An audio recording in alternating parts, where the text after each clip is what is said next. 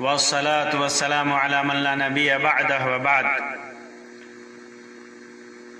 محترم سامعین و ناظرین، آج کی اس مجلس میں ایک ایسی حدیث پیش کروں گا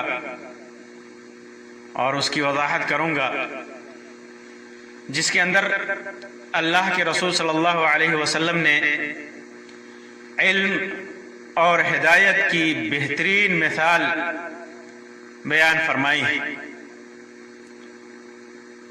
وہ روایت صحیح بخاری اور صحیح مسلم کے اندر ہے، جسے ابو موسیٰ اشعری رضی اللہ تعالی عنہ نے روایت کیا ہے کہ اللہ کے رسول صلی اللہ علیہ وسلم نے ارشاد فرمایا: مثل ما بعثني الله به من الهدى والعلم كمثل الغيث الكثير أصاب أرضا، کہ اللہ تبارک و تعالی نے جس علم اور ہدایت کے ساتھ مجھے اس دنیا میں بھیجا ہے، مبعوث فرمایا ہے، اس کی مثال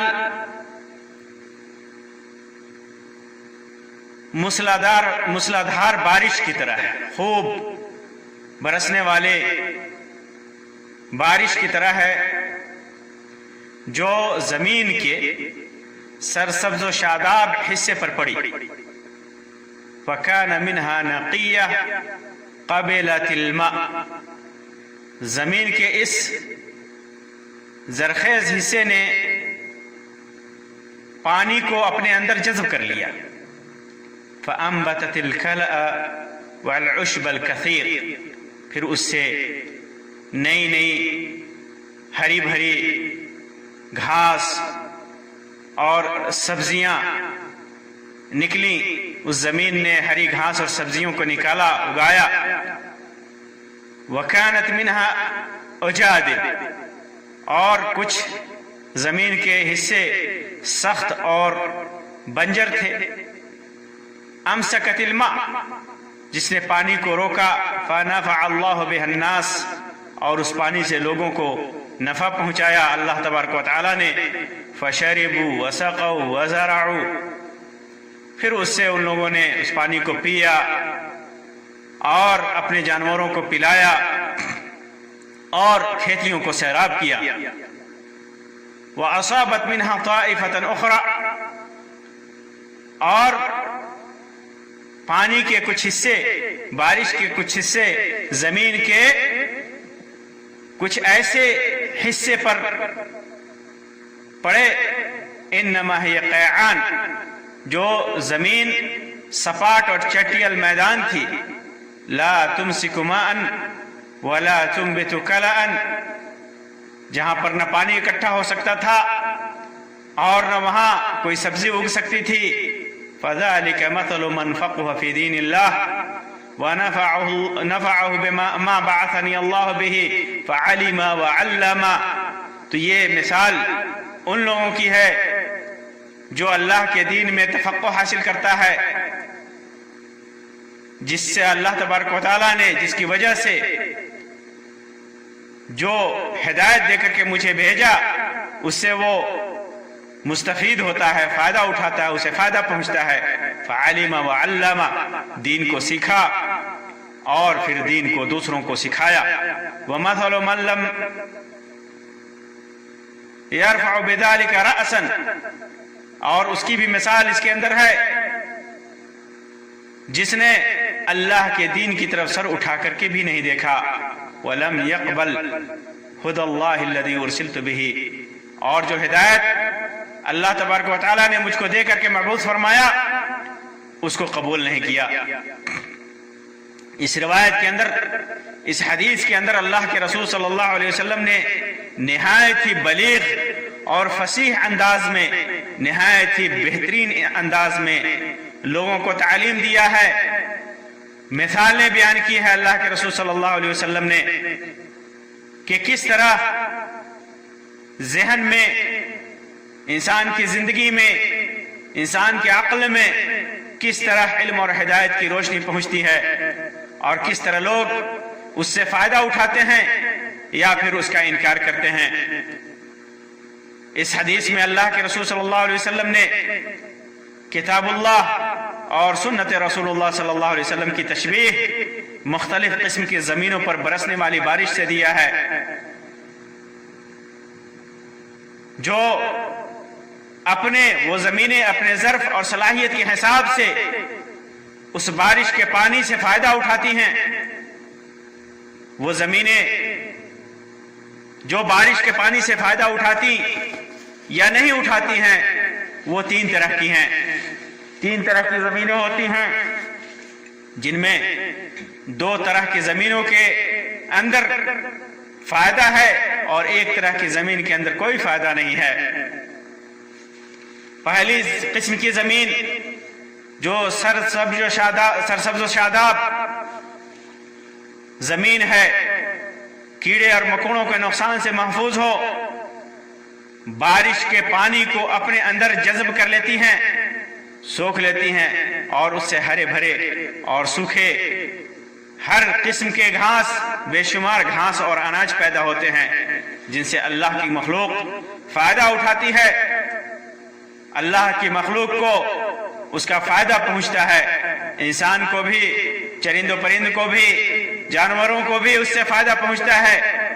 ये मिसाल एक आलिम दीन की है जो शरीयत के अंदर समझ और तफक्कुह पैदा करता है, शरीयत का इल्म हासिल करता है और खुद अपने इल्म पर अमल करता है। जो उसने सीखा है उस पर अमल करता है और दूसरों को भी उसकी तालीम देता है। ये हिदायत और इल्म का सबसे बुलंद मकाम है, सबसे आला तरीन मुकाम है। जमीन में जिस तरह सबसे बेहतरीन सरजमीन, आला किस्म की सरजमीन वो होती है जिसके अंदर बारिश का पानी सोखने की सलाहियत हो, जज्म करने की सलाहियत हो, फिर उससे घास और अनाज पैदा होते हो, वो जमीन खुद तरोताजा होती है, सब्ज़ शादाब होती है और अल्लाह की मखलूक को फायदा पहुंचाती है। ठीक उसी तरह एक आलिम दीन की समझ हासिल करता है, दीन का इल्म हासिल करता है, फिर उस दीन के इल्म को हासिल करके खुद तो उस पर अमल करता ही है, दूसरों को भी उस पर अमल करने की तालीम देता है, दूसरों को भी उस दीन को पहुंचाता है, दीन को सिखाता है, उस शरीयत को सिखाता है।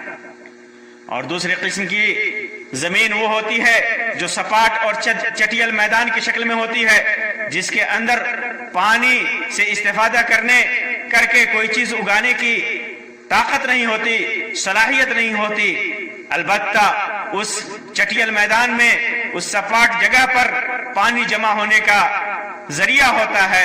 वहां पानी तालाबों में या गढ़ों में जमा हो जाता है, जिससे वो जमीन तो फायदा नहीं उठाती, उस जमीन को कोई फायदा नहीं पहुंचता, वो जमीन सब्ज़ो शादाब नहीं होती, वो जमीन सैराब नहीं होती, लेकिन लोग उससे फायदा उठाते हैं, खुद भी पीते हैं और अपने चौपायों को भी, जानवरों को भी पिलाते हैं और उससे खेतियां और बागात को सैराब करते हैं। यानी इस सपाट और चटियल सरजमीन से ने खुद तो उस पानी से फायदा नहीं उठाया, लेकिन दूसरों को फायदा पहुंचाया।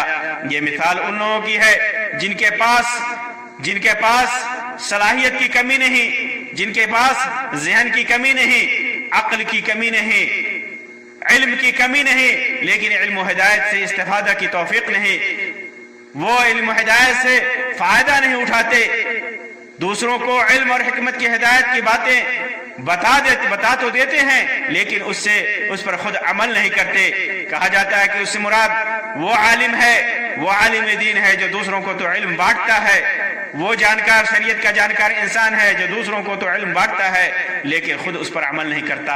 ठीक उस चिराग की तरह जो खुद को जलाकर दूसरों को रोशनी पहुंचाता है। चिराग के अंदर रोशनी की सलाहियत है, जिस तरह चिराग के अंदर रोशनी की सलाहियत है और इस बात की भी सलाहियत है कि दूसरों को रोशनी दे, उसी तरह आलिम के अंदर इल्म की सलाहियत है, अमल की सलाहियत है, लेकिन वो اپنی صلاحیت کا فائدہ نہیں اٹھاتا، اس علم پر عمل نہیں کرتا، بس دوسروں کو وہ علم بانٹتا رہتا ہے۔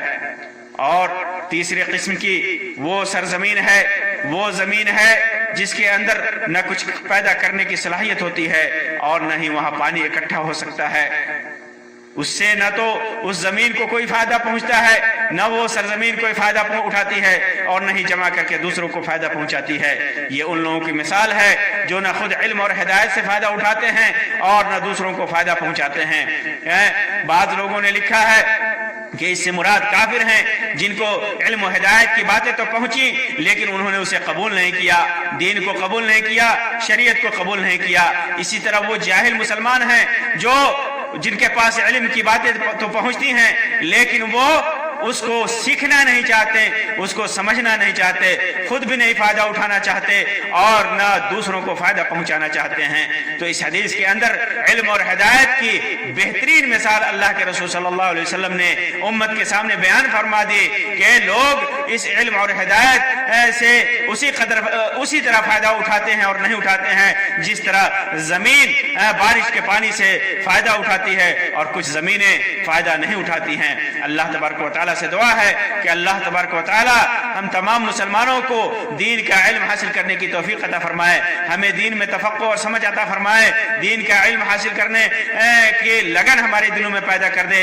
اللہ تبارک و تعالی علم دین حاصل کرنے کی توفیق عطا فرمائے اور اس پر عمل کرنے کی بھی توفیق عطا فرمائے۔ ہم دین کا علم حاصل کریں اور لوگوں کو بھی اس کی روشنی لوگوں تک بھی پہنچائے، خود بھی عمل کریں اور دوسروں کو بھی عمل کرنے کی ترغیب دیں۔ اللہ تبارک و تعالی ہمیں اس کی توفیق دے، آمین یا رب العالمین۔ وآخر دعوانا ان الحمد للہ رب العالمین وصلی اللہ علی خیر خلقہ وسلم، والسلام علیکم ورحمۃ اللہ وبرکاتہ۔